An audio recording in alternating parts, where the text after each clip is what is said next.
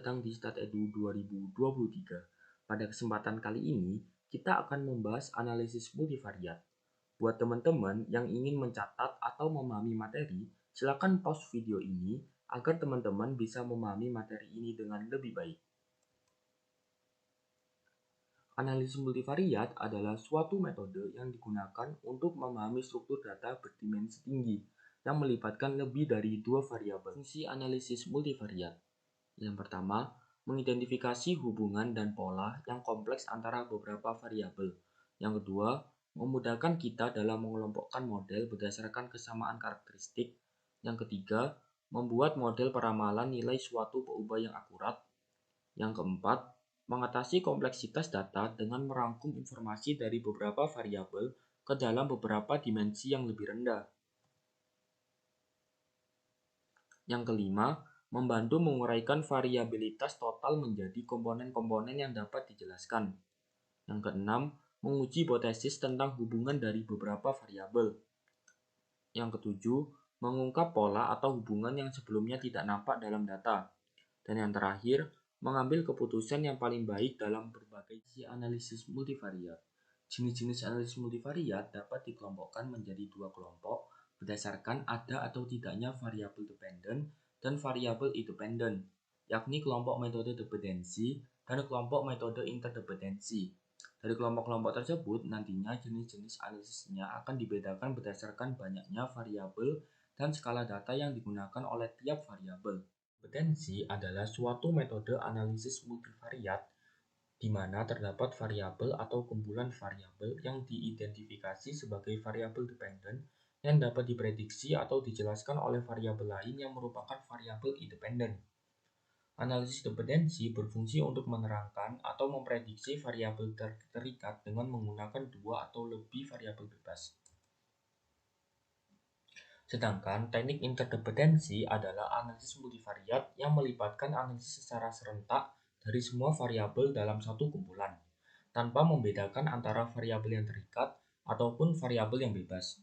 Teknik analisis interdependensi berguna dalam memberikan makna terhadap sekelompok variabel atau membuat kelompok-kelompok. Untuk jenis-jenis analisis yang menggunakan teknik atau metode dependensi, yakni adalah analisis regresi linear, analisis regresi logistik, analisis diskriminan, analisis conjoint, analisis kanonikal, serta ANOVA.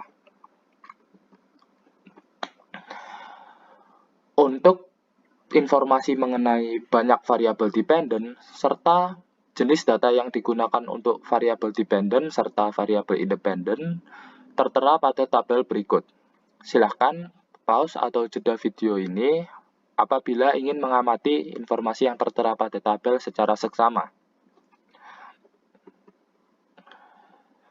Yang pertama, ada analisis regresi linear. Analisis regresi linear mempelajari bentuk hubungan antara satu atau lebih variabel bebas dengan satu peubah tak bebas, dengan ketentuan data variabel dependen adalah data numerik. Asumsi data dari analisis regresi linear yakni adalah normalitas galat, linearitas, homoskedastisitas, non-autokorelasi, serta non-multikolinearitas. Selanjutnya, ada analisis regresi logistik. Analisis regresi logistik mempelajari bentuk hubungan antara satu atau lebih variabel bebas dengan satu peubah tak bebas, dengan ketentuan data variabel dependen berskala data nominal. Asumsi data dari analisis regresi logistik yakni adalah variabel respon bersifat binomial, yakni sukses atau gagal, banyak sampel relatif besar, yakni minimal 50, serta non-multikolinearitas. Selanjutnya ada analisis diskriminan. Analisis diskriminan adalah salah satu dari analisis multivariat dengan metode dependensi dengan variabel dependen merupakan data kategorik dan variabel independen merupakan data numerik.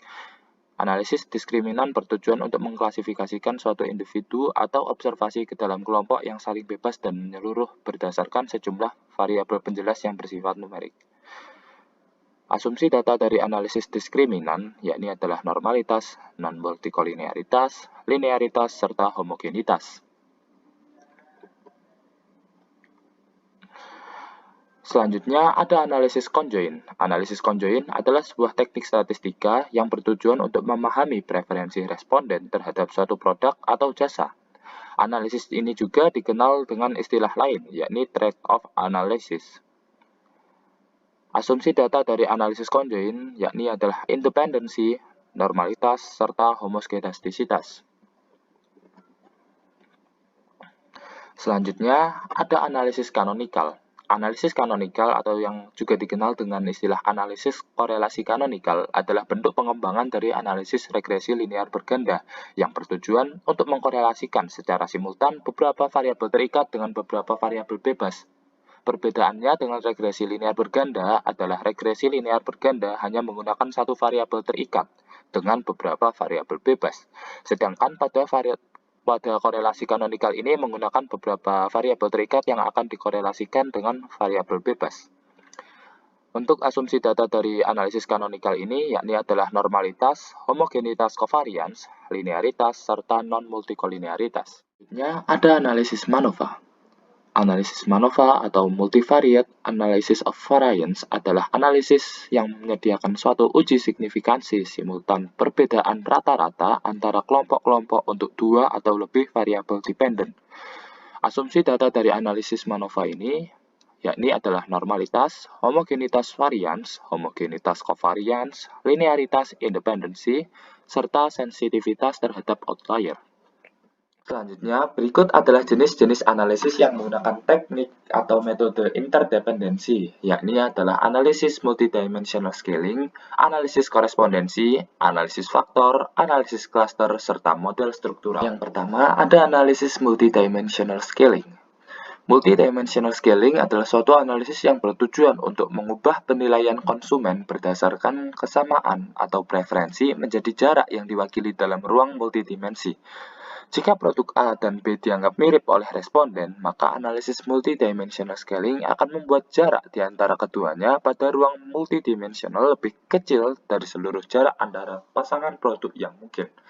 Untuk asumsi data dari analisis multidimensional scaling ini sendiri, yakni adalah variasi dimensional, variasi kepentingan, serta variasi berdasarkan waktu. Ada analisis korespondensi. Analisis korespondensi adalah suatu analisis yang menggunakan data-data non-metrik dan bertujuan untuk mengembangkan perceptual map yang menggambarkan asosiasi atau hubungan antara objek dengan seperangkat karakteristik deskriptif dari objek tersebut. Untuk asumsi data dari analisis korespondensi ini sendiri tidak ada, tetapi peneliti tetap harus memastikan komparabilitas objek serta kelengkapan atribut yang digunakan. Adalah analisis faktor. Analisis faktor adalah suatu analisis yang bertujuan untuk menganalisis struktur dari hubungan timbal balik di antara variabel yang bertujuan untuk menentukan kumpulan faktor dari dimensi dasar. Terdapat dua jenis analisis faktor, yakni Principal Components Analysis atau yang juga disebut dengan analisis PCA, serta Common Factor Analysis atau juga yang disebut dengan CFA. Untuk asumsi data dari analisis faktor, yakni adalah faktorabilitas serta korelasi antar item yang kuat. Selain kedua asumsi, juga perlu diperhatikan koefisien reliabilitasnya. Selanjutnya adalah analisis cluster. Analisis cluster adalah suatu analisis yang bertujuan untuk membentuk kelompok dengan mengklasifikasikan sekelompok individu berdasarkan karakteristik tertentu. Meskipun tidak ada asumsi klasik yang mendasari analisis cluster secara universal, tetapi ada beberapa hal yang harus diperhatikan untuk memastikan teknik clustering yang digunakan sudah tepat.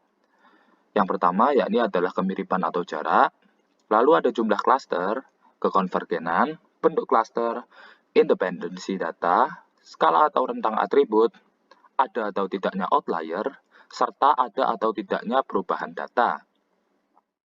Ada analisis model struktural atau juga yang disebut dengan istilah SEM. Model struktural adalah metode yang mengizinkan antar variabel dependent tidak memiliki hubungan secara parsial. Selain itu, model struktural dapat menjamin model lebih efisien dan tepat terprediksi dari rangkaian model regresi linear berganda secara simultan. Untuk asumsi data dari analisis model struktural ini sendiri, yakni adalah normalitas dan independensi. Selain kedua asumsi, ukuran sampel juga perlu diperhatikan untuk memastikan teknik estimasi yang digunakan tepat. Sekian dulu topik bahasan kita pada StatEdu kali ini. Kami harap video ini dapat bermanfaat untuk teman-teman yang ingin memahami materi mengenai analisis multivariat. Apabila kalian suka video ini, kalian bisa klik tombol like dan subscribe ke channel Studio Statistika supaya kalian tidak ketinggalan informasi lainnya tentang statistika. Akhir kata, kami minta maaf apabila ada kesalahan. Terima kasih dan sampai jumpa di StatEdu selanjutnya.